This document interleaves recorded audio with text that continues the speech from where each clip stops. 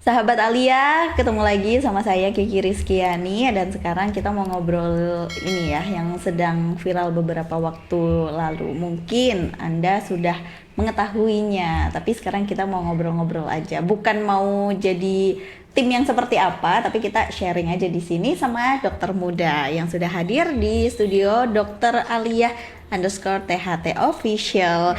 Ada Sekar. Hai Mbak Kiki. Ada juga Rati. Ini Mbak Kiki. Nama kita kayak sama ya.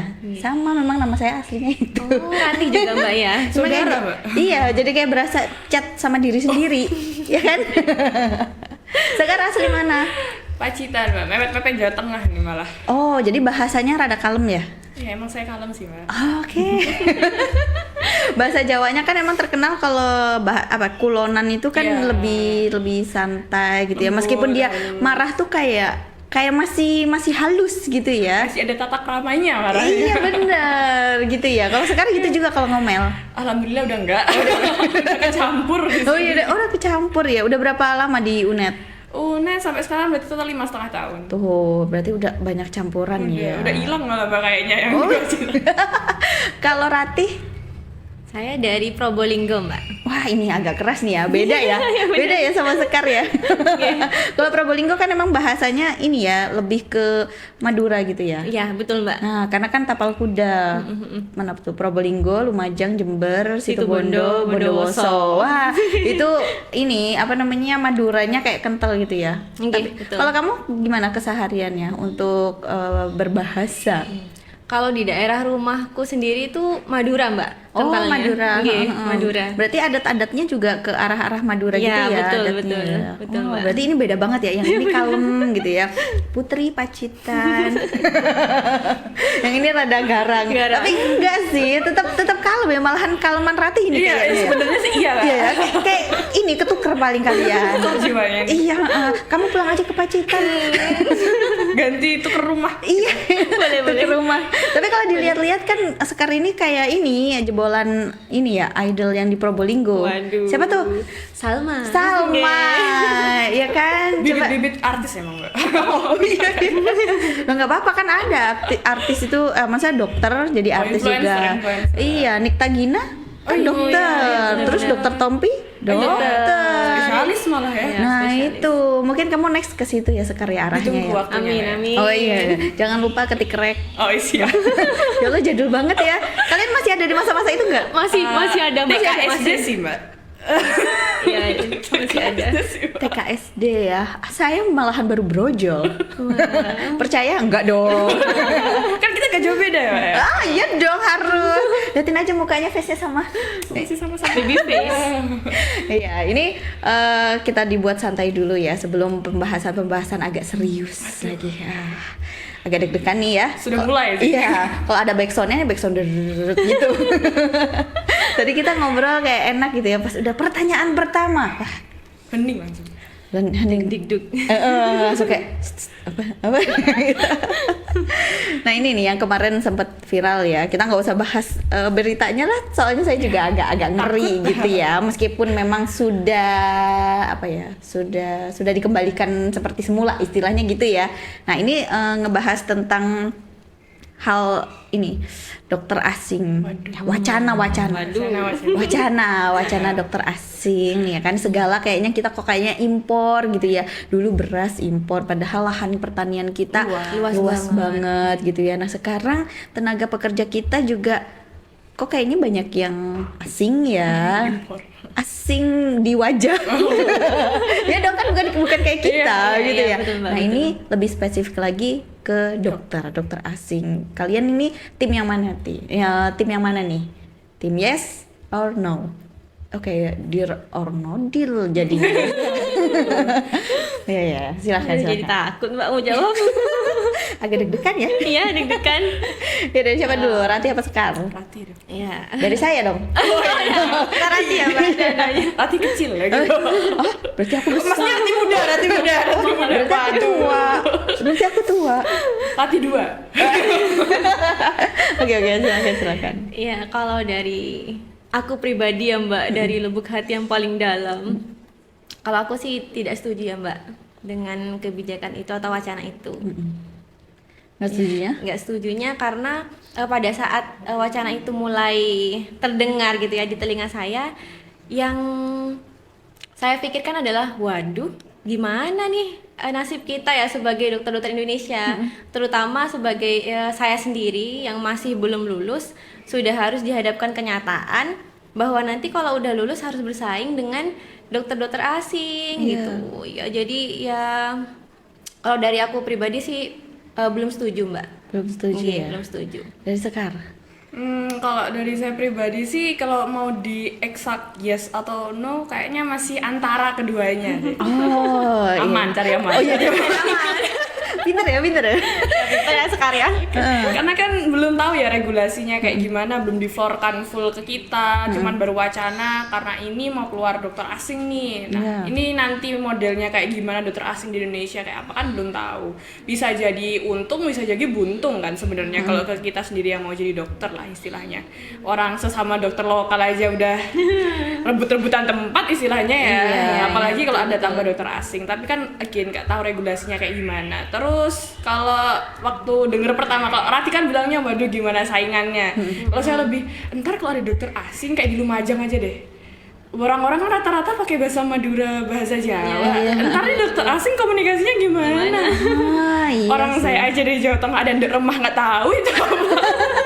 Kalau Rati mah fasih ya, Fasih, maksudnya Pak. tahu Ya, gitu ya. benar. Oh iya, Alhamdulillah. kan sebenarnya komunikasi itu yang penting gitu ya. Iya, Nah betul, kalau betul. pasiennya aja nggak ngerti sama yang disampaikan dokter, itu kan agak susah akhirnya. Jadi dia akhirnya nggak tahu saya ini sakit apa gitu. iya, betul, Mbak. Ya kan orang bahasa medis aja yang orang awam banyak nggak ngerti itu bikin bingung, ya kan?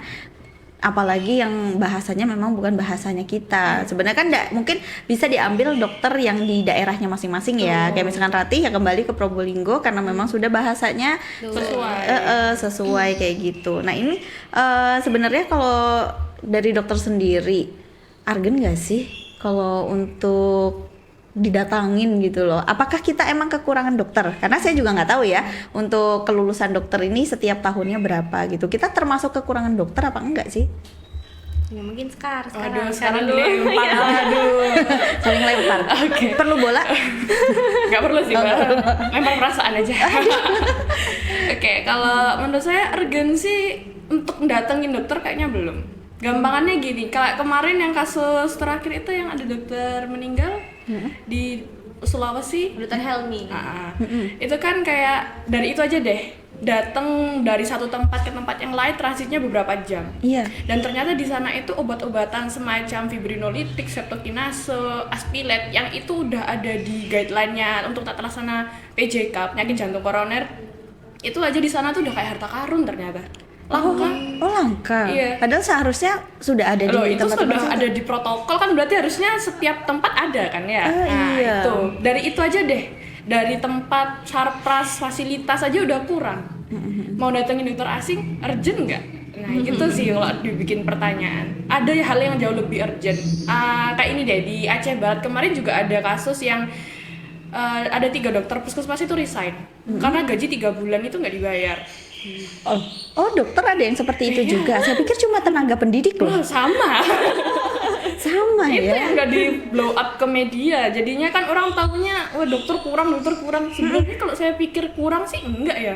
Kita setiap tahun 1 tahun aja lulus dari universitas kita aja itu 100 bisa dalam setahun. Dalam setahun ya. Kita sebenarnya nggak kurang rata.